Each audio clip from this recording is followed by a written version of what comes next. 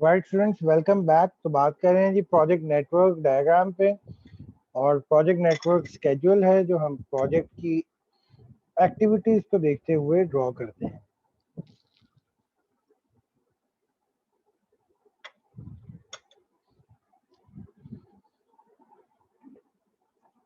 Okay जी, basic rules हमने देख लिए।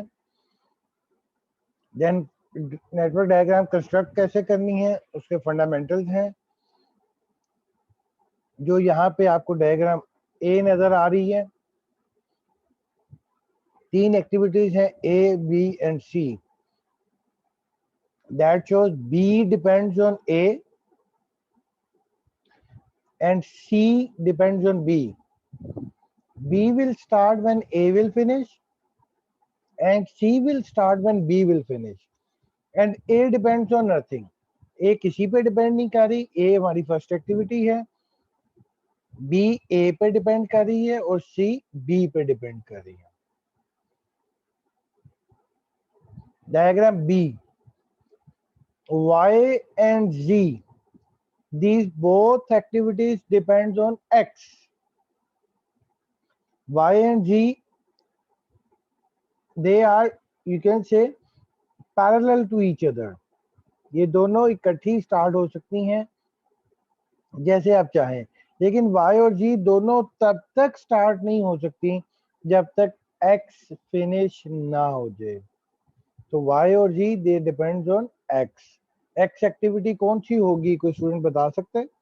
इसका क्या नाम होगा फिर?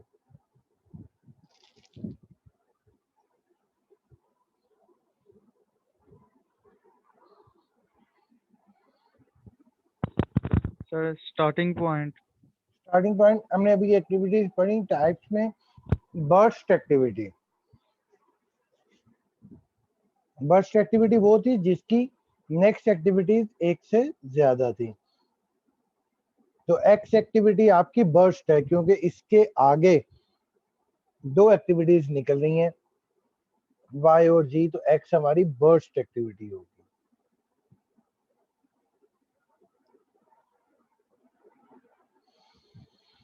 राइट, जे, के एंड एल, ये तीनों किसी पे डिपेंड नहीं कर रहे, इंडिपेंडेंट है।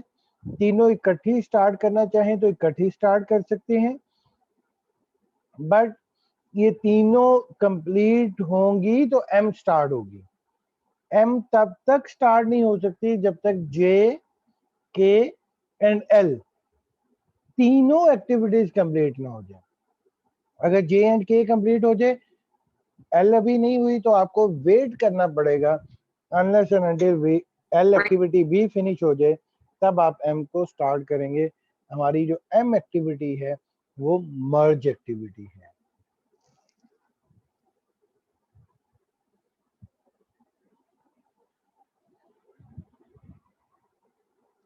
Right students? जी सर। ओके, जो डी डायग्राम है, डी डायग्राम में जो एक्टिविटी जी है, it depends on X and Y. G is preceded by X and Y.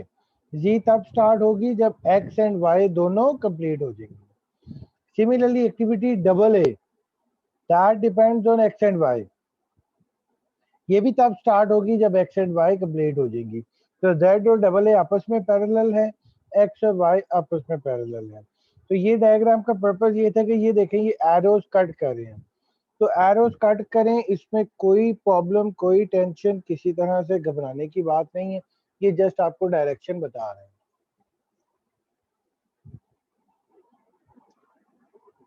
ये आपकी वायरिंग की तरह या कोई और रोड की तरह नहीं है कि रोड कट नहीं हो सकते। वो जस्ट आपको डायरेक्शन आपने बतानी है, जिस भी तरह से वो डायग्राम ड्रॉ होती है वो आप करेंगे।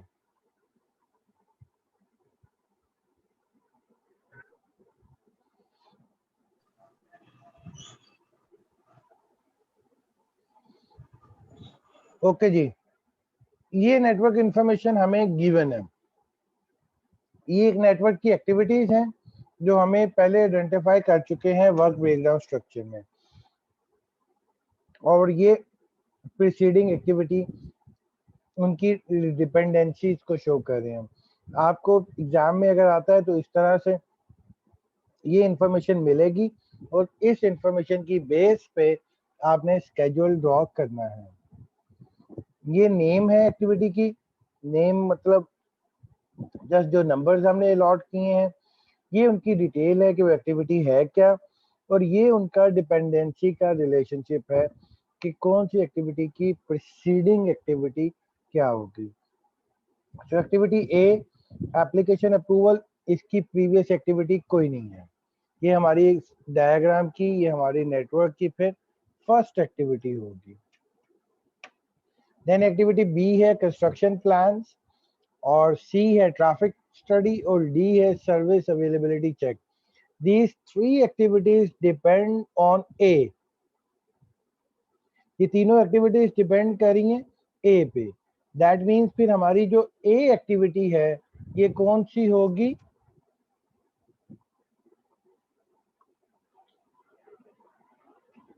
Application approval. एप्लीकेशन अप्रूवल, इसका नाम मतलब जो हमने अभी वो टाइप्स में पढ़ा, तो एक्टिविटी ए हमारी बर्स्ट एक्टिविटी होगी, क्योंकि इसके आगे तीन काम शुरू होंगे। कंस्ट्रक्शन प्लान शुरू होगा, ट्रैफिक स्टडी शुरू होगा, और सर्विस अवेलेबिलिटी चेक शुरू होगा। ये तीनों काम डिपेंड कर रहे हैं ए के ऊपर।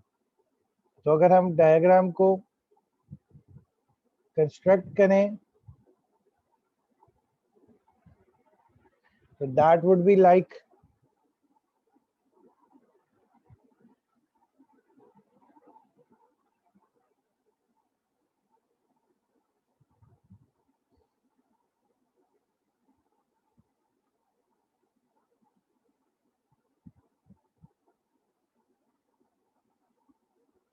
फर्स्ट एक्टिविटी हमारी ए,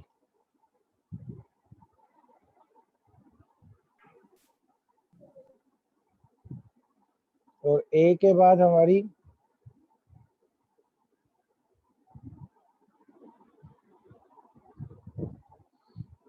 जो नेक्स्ट है वो तीन एक्टिविटीज हैं जी। इसका मतलब वो तीनों फिर हमारी पैरेलल आएंगी, 1 2 and these 3. Activity B, C and D, and इनका रिलेशनशिप जो सा है that would be like this one.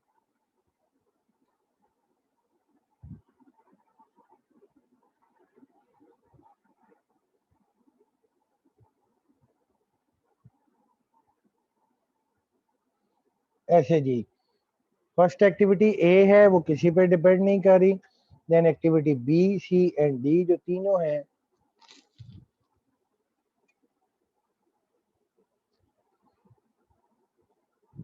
वो तीनों ए पे डिपेंड कर रही हैं, तो बी, सी और डी हमारी पैरेलल एक्टिविटीज होंगी। स्टूडेंट्स क्लियर है जी? Yes, sir. जी सर। ओके, देन डी के बाद ई एक्टिविटी जो है staff report, that depends on B and C. मतलब हमारी ये एक्टिविटी जो ई है ये मर्ज एक्टिविटी होगी, क्योंकि ये एक पे नहीं एक से ज्यादा एक्टिविटी पे डिपेंड कर रही है।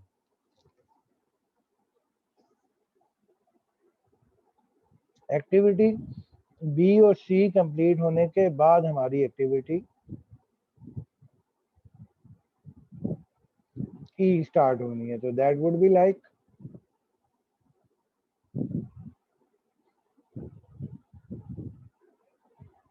We have activity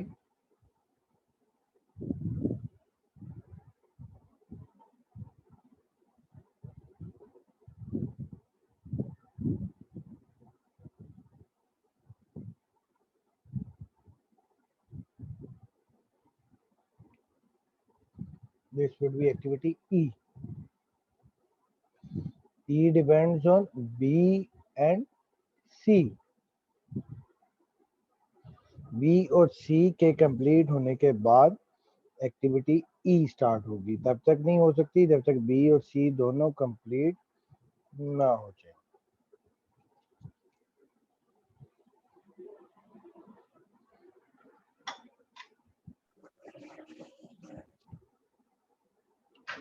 then again अगर हम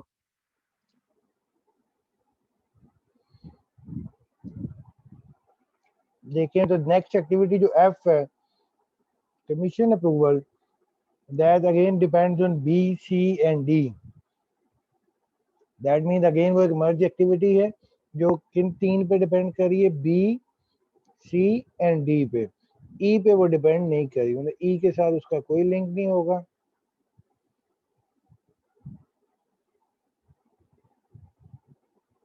E के वो पैरेलल भी हो सकती है।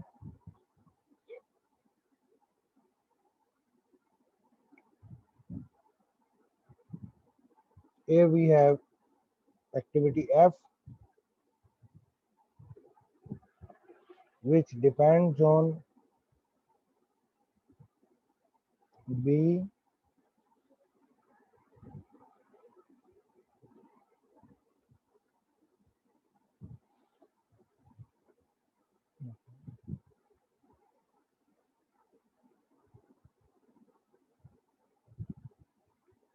C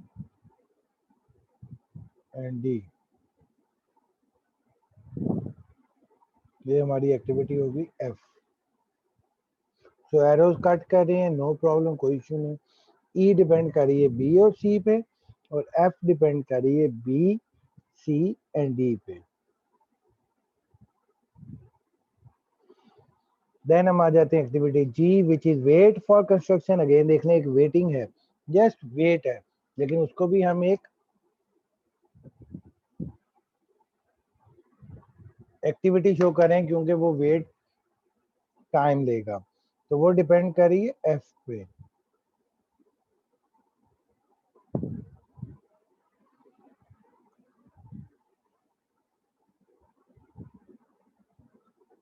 Here we have activity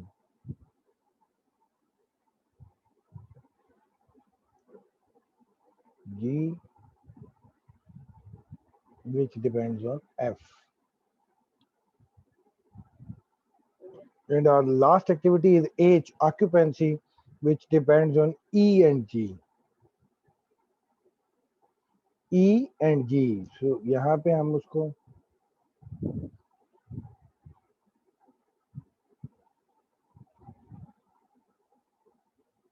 यहाँ पे लाइक हम उसको ड्रॉ करते हैं, which depends on G and E.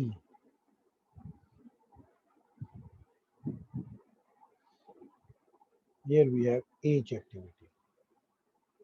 ये from the first to the end हमारी कंप्लीट जोन सा है वो नेटवर्क डायग्राम बन गई, जो हमें हर एक्टिविटी का सीक्वेंस शो कर रही है कि किस एक्टिविटी के बाद कौन सी एक्टिविटी आनी है और किसके पहले कौन सी आनी है। जी स्टूडेंट, ये ड्रॉ करने में किसी को कोई प्रॉब्लम, कोई क्लियर ना हुई हो तो पूछ लें। नहीं sir ji, thank you sir. Sir ये लेक्चर तो आपने अपलोड करना है सर? जी जी मैं करूँगा इंशाल्लाह। Thank you sir.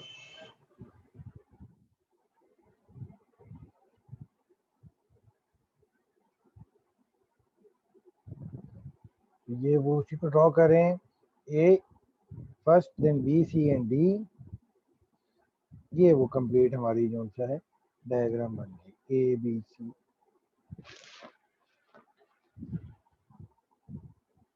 ये हमें सीक्वेंस बता रही है। फर्स्ट एक्टिविटी है, बी, सी और डी आपस में पैरेलल हैं, लेकिन ये तीनों शुरू होंगी ए के कंप्लीट होने पे।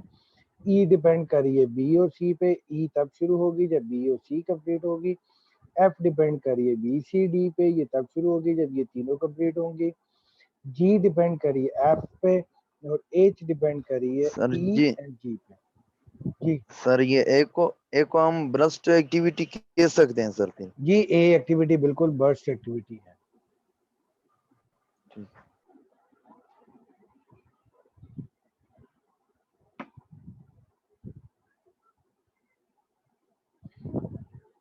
ओके जी, ये तो था सिर्फ सीक्वेंस। यहाँ तक जो हमारी डिस्कशन थी वो तो जस्ट सीक्वेंस हुआ है। जो स्केड्यूल है वो तो जस्ट सीक्वेंस नहीं बताता, बल्कि स्केड्यूल तो टाइम होता है। टाइम तो अभी यहाँ पे हमने कहीं पे मेंशन किया ही नहीं। तो अब आगे नेक्स्ट हमारा जो प्रोसेस है वो टाइम पे, और असल जो पर्पस था वो भी टाइम का था। स्केड्यूल टाइम बेस्ड होता है, इसमें तो जस्ट सीक्वेंस था, स्केड्यूल नहीं था। अब हम उसको कंप्लीट कर रहे हैं और स्केड्यूल पे बात कर रहे हैं। जब हम प्रोजेक्ट का स्केड्यूल या टाइम कंप्यूटेशन करते हैं तो हम दो टेक्निक्स या दो मेथड्स फॉलो करते हैं। एक कहलाता है फॉरवर्ड पास और दूसरा कहलाता है बैकवर्ड पास। फॉरवर्ड पास में हम कैलकुलेट करते हैं एक एक्टिविटी का अर्लीस्ट टाइम, उसका अर्ली टाइम, कि एक एक्टिविटी को कितनी जल्दी स्टार्ट किया जा सकता है, उसका अर्ली टाइम क्या है, जल्दी से जल्दी उस एक्टिविटी को कब शुरू कर सकते हैं और जल्दी से जल्दी उसको कब कंप्लीट कर सकते हैं। ये होता है उसका earliest time, early start and early finish. Like अभी हम वही सीलिंग वाली उसी एग्जांपल को लेते हैं। जो लेंटर है वो शुरू होना है 3 दीवारों के बाद, तो दीवार एक दीवार को बनाने का टाइम है वो 2 दिन का है। तो जल्दी से जल्दी हम उसको फर्स्ट डे स्टार्ट कर सकते हैं दीवार को, और सेकंड डे कंप्लीट कर सकते हैं। तो अर्ली स्टार्ट 1 होगा, अर्ली फिनिश 2 होगा, और फिर जो सा है नेक्स्ट एक्टिविटी होगी। तो अर्ली का मतलब ये नहीं कि जितनी जल्दी से जल्दी कर सकते हैं, मतलब ये है कि उसका डिले किए बगैर स्टार्टिंग टाइम क्या हो सकता है और फिनिशिंग टाइम वो क्या हो सकता है। एक हमारा दूसरा जो बैकवर्ड पास में हम कैलकुलेट करते हैं वो लेटेस्ट टाइम है, लेट टाइम कैलकुलेट करते हैं। कि समटाइम हमारे पास ऐसा भी स्केड्यूल होता है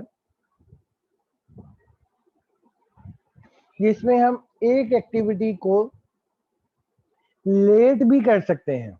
जैसे अभी जो डायग्राम पढ़ी उसी को अगर मैं आपको क्लियर करूं, देखिए अब एक्टिविटी जो एच है, सपोज एच पे लास्ट पे ले लेते हैं, जो एक्टिविटी एच है ये डिपेंड कर रही है ई पे और जी पे। अगर सपोज ई कंप्लीट हो रही है 10वें दिन और जी कंप्लीट हो रही है 12वें दिन, तो एच कब स्टार्ट होगी? 13वें दिन। 13वें दिन, यस। 12वें दिन, 12th डे। मैंने आपको पहले बताया था कि इवेंट जो सा है वो जस्ट एक पॉइंट है, जिस पॉइंट पे प्रीवियस एक्टिविटी फिनिश होगी उसी पॉइंट से नेक्स्ट एक्टिविटी स्टार्ट होगी। So if activity G ends on 12th day, the 12 will be the starting time of H activity. Next नहीं होगा, क्योंकि एक दिन 13 का मतलब ये है कि फिर आप एक दिन इंतजार करेंगे, ऐसा नहीं है। तो जो ठीक है सर। प्रीवियस एक्टिविटी का फिनिशिंग टाइम होगा वही नेक्स्ट एक्टिविटी का स्टार्टिंग होगा। तो एक्टिविटी ई कंप्लीट हो रही है 10th डे को, जी कंप्लीट हो रही है 12th डे को, तो एच 12th डे ही स्टार्ट हो सकती है, उससे पहले नहीं हो सकती। तो अब ई में आपके पास इसका मतलब मार्जिन है, जरूरी नहीं है आपने इसको 10th डे को ही कंप्लीट करना है। अगर आप 11th को कर लें तो कोई फर्क पड़ेगा? No sir. कोई फर्क नहीं पड़ेगा, क्योंकि अगर वो एक दिन डिले हो गई तो कोई फर्क नहीं पड़ना, क्योंकि उससे अगला काम तो शुरू ही 12th से हो रहा है। तो ई के अंदर हमारे पास लेट करने का टाइम है, वो हम उसका लेट टाइम कैलकुलेट करते हैं कि अगर हमें सम टाइम प्रॉब्लम हो या सम टाइम कोई इशू हो जाए तो हम किस एक्टिविटी को लेट कर सकते हैं और कितना लेट कर सकते हैं। तो ये दो टाइम्स हम कैलकुलेट करते हैं, एक अर्ली टाइम और एक लेट टाइम। अब अगर यहाँ पे मैं देखूं, एक्टिविटी ए सपोज स्टार्ट हो रही है 1 को और कंप्लीट हो रही है 2 को, तो बी का स्टार्टिंग टाइम क्या होगा?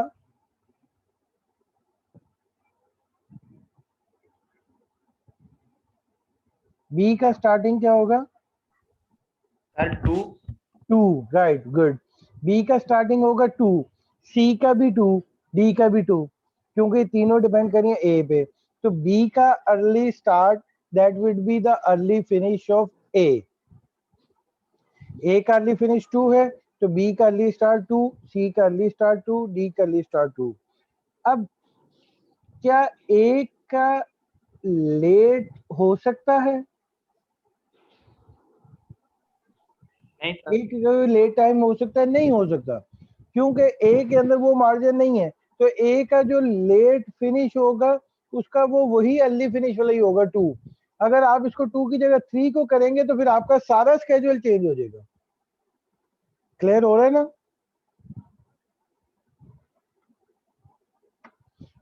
कुछ एक्टिविटीज में ऐसा होता है कि हमारे पास मार्जिन होता है, उनका स्टार्ट भी लेट किया जा सकता है, एंड भी लेट किया जा सकता है। उस केस में जब उनके नेक्स्ट एक्टिविटी उसी टाइम पे स्टार्ट ना हो रही हो, लेट हो रही हो, उस केस में हम उसको स्टार्ट लेट कर सकते हैं। ए एक्टिविटी वाले केस में अगर वो लेट हो जाए तो आपका पूरा प्रोजेक्ट लेट हो जाएगा। तो उसमें लेट टाइम नहीं पॉसिबल, लेट वही होगा जो उसका अर्ली होगा, लेटेस्ट टाइम भी वही है, आप उसको और डिले नहीं कर सकते। एक एक्टिविटी को कितना डिले किया जा सकता है, ये उसका स्लैक टाइम कहलाता है। स्लैक,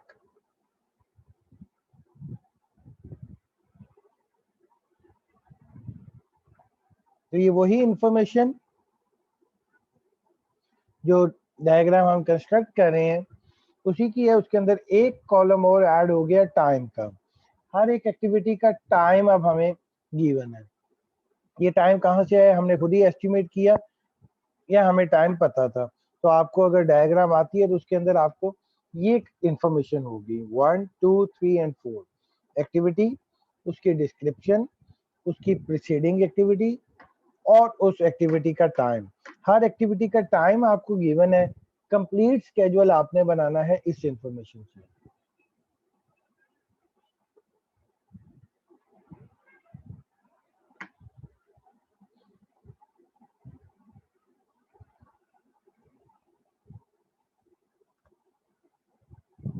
तो ये हमने उन सारी एक्टिविटीज में क्या किया, उनका टाइम साथ में काउंट कर दिया, उन एक्टिविटीज का टाइम काउंट कर दिया। आप जो एक्टिविटी ड्रॉ करेंगे उस एक्टिविटी को इस शेप में ड्रॉ करेंगे, ये उसका जो सा है फॉर्मेट होगा।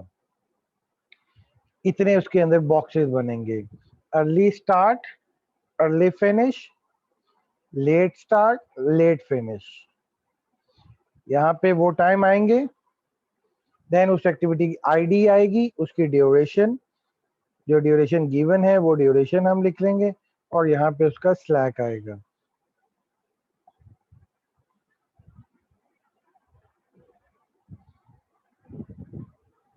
तो लाइक जो हम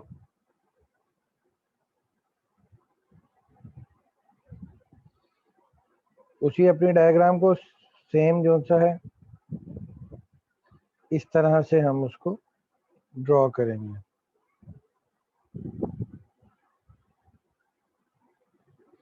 लाइक दिस वन, आईडी यहाँ पे लिख लें, यहाँ पे लिख लें, नो प्रॉब्लम। ये जो बॉक्स है ये है अर्ली स्टार्ट, एक एक्टिविटी को कितना अर्ली स्टार्ट किया जा सकता है। यहाँ पे उसका अर्ली फिनिश, यहाँ पे उसका लेट स्टार्ट और लेट फिनिश। फर्स्ट एक्टिविटी का जो अर्ली स्टार्ट है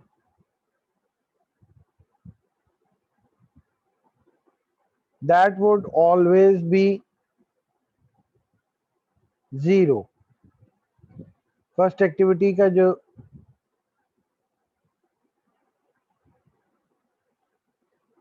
अर्ली स्टार्ट है that would always be 0।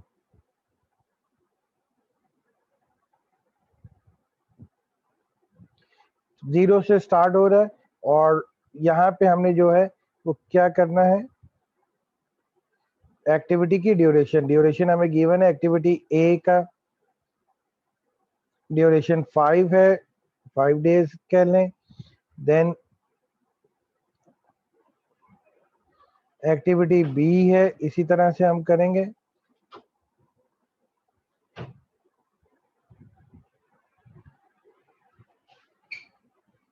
हम अपने डायग्राम को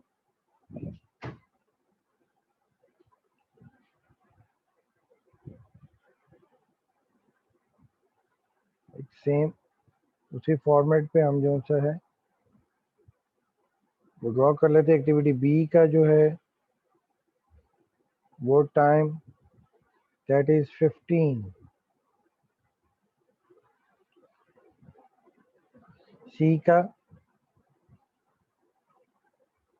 तो लाइक यहाँ पे जो गिवन है, ये क्या किया हमने, जस्ट जो टाइम हमें टेबल में गिवन था वो टाइम हमने हर एक्टिविटी का टाइम लिख दिया। एक्टिविटी ए का 5 दिन है, बी को 15 दिन लगने हैं, सी को 10 दिन लगने हैं, डी 5 दिन की एक्टिविटी है, एफ 10 दिन की है, ई 15 दिन की है, जी 170 डेज की है और एच जो सी है वो 35 डेज की है। तो ये जस्ट उनका टाइम, उनकी ड्यूरेशन हमने उनके बॉक्सेस में वो लिख दी है। Right students? Sir SL repeat कर दें क्या एसएल होता है? स्लैक टाइम है। स्लैक टाइम, स्लैक टाइम है कि एक एक्टिविटी के अंदर कितना मार्जिन है डिले का, वो आगे चल के भी कैलकुलेट करते हैं, मैं आपको फर्दर उसको क्लियर करता हूँ। तो अभी जस्ट टाइम को देखें कि हमने ड्यूरेशन लिखी है। अब डायग्राम स्टार्ट करते हैं। यहाँ से स्टार्ट करनी है लेफ्ट टॉप कॉर्नर से, और लेफ्ट टॉप कॉर्नर पे कौन सी इंफॉर्मेशन आनी है, ES early start. First activity का early start will always be 0, 0 से आपका प्रोजेक्ट जो सा है वो स्टार्ट हो रहा है। अर्ली फिनिश को कैलकुलेट करने का फॉर्मूला है early finish is equal too early start plus duration. वो एक्टिविटी का फिनिश कब होगी, start plus duration, that will B finishing time. सो 0 + 5 उसका फिनिशिंग टाइम कितना होगा, फिनिशिंग 5 टाइम कित 5, yes. So starting time 0, duration 5 दिन की एक्टिविटी है तो 5 दिन में वो एक्टिविटी ए कंप्लीट हो जाएगी। ये एक्टिविटी ए का अर्ली स्टार्ट और अर्ली फिनिश वो आ गया। देन एक्टिविटी बी, सी और डी है। नेक्स्ट एक्टिविटी का early start that will be the early finish of the previous activity. B का early start that would be the early finish of A. मतलब B का early start क्या होगा फिर, 5 5, exactly, good. सो ए का जो है early start that would B 0,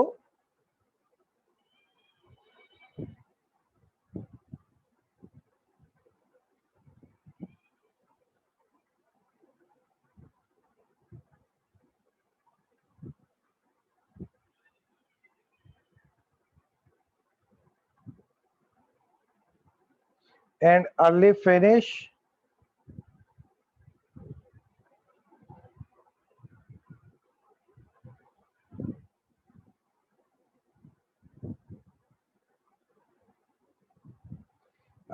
would be 0 + 5, that would be 5. That would be the early finish of activity A.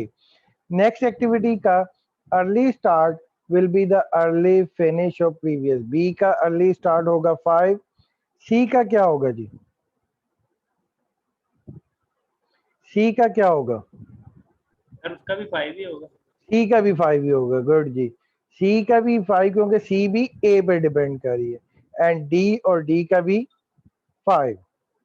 B की duration 15 दिन है, सी की ड्यूरेशन कितनी थी, सी की 10 थी और डी की 5 थी।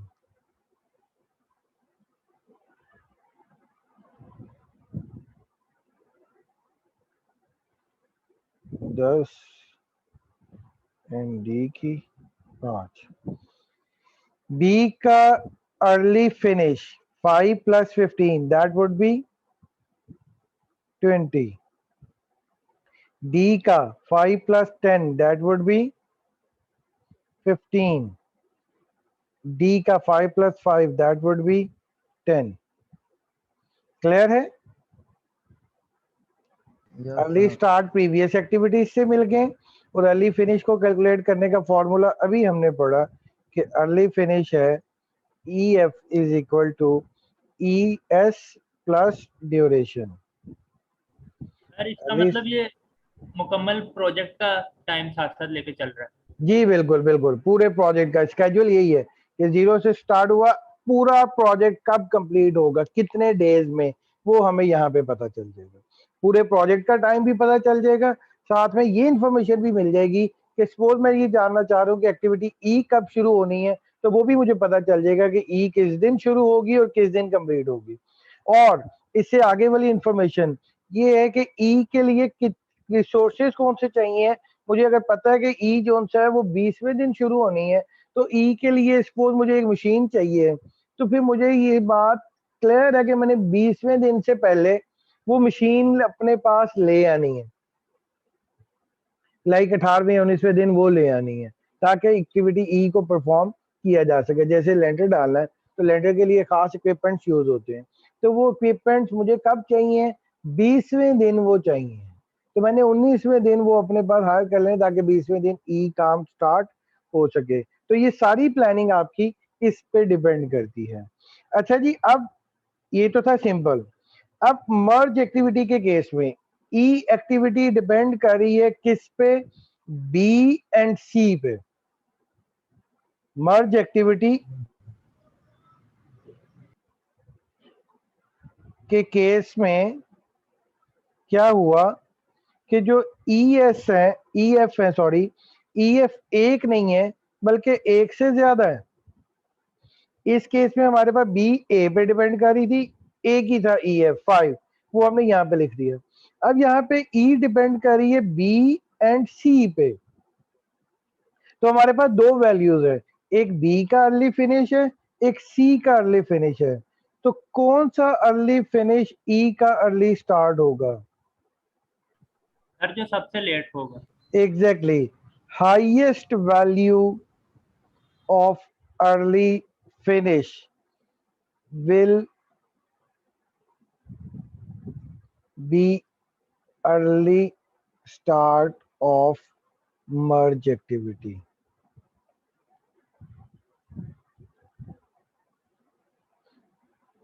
अगर मैं यहाँ पे ये वाली वैल्यू लिख दूं 15, इसका मतलब है ई आप 15वें दिन शुरू कर सकते हैं, लेकिन ऐसा नहीं है। हमने रूल पढ़ लिया कि ई तब तक शुरू नहीं होगी जब तक बी और सी कंप्लीट ना हो जाए। तो सी तो 15वें दिन हो गई, लेकिन बी नहीं हुई, तो मतलब आपको वेट करना पड़ेगा जब तक बी भी कंप्लीट ना हो जाए। तो ई का early start would be 20। Yes, sir. ई की ड्यूरेशन कितनी थी? ई की ड्यूरेशन 15 है, जी की 175 है,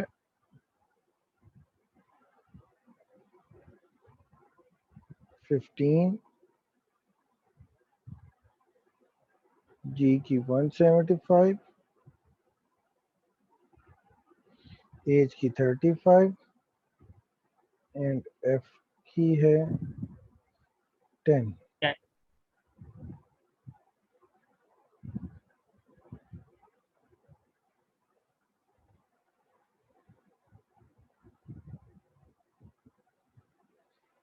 E का early finish would be 20 plus 15, that would B 35। 25, yes.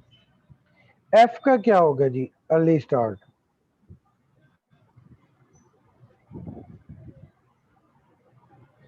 Sir F का 20। अर्ली स्टार्ट, F का भी एफ 20 होगा। Depends on B C and D.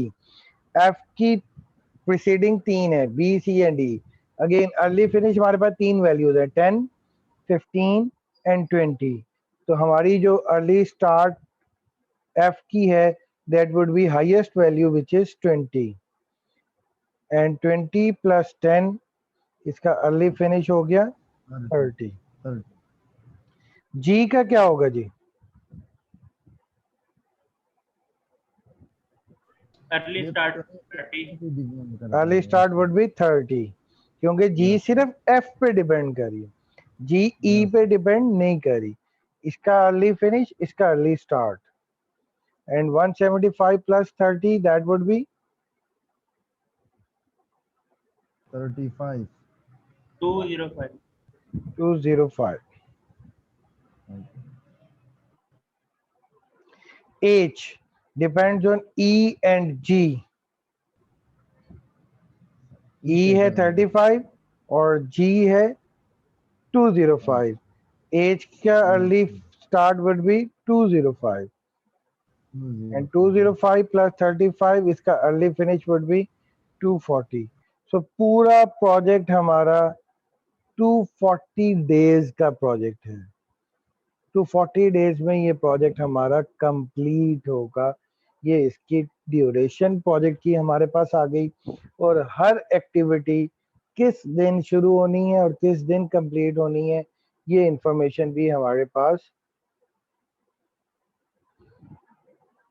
इस सारे सिनेरियो में हमने फाइंड आउट कर ली है.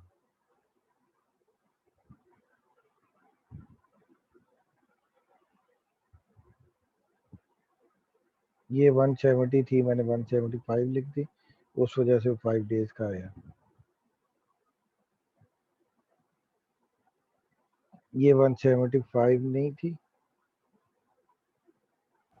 यस सर, कोई बात नहीं सर, समझ हाँ जी, वो 5 डेज चले, वो एनी हाउ. तो ये 30 प्लस 170 200 होना था और 200 प्लस 35 235 था. Right students? Yes sir. ये सेशन का टाइम एंड हो रहा है. एक बस चीज रह गई, ये बैकवर्ड पाथ में लेट टाइम कैलकुलेट करना.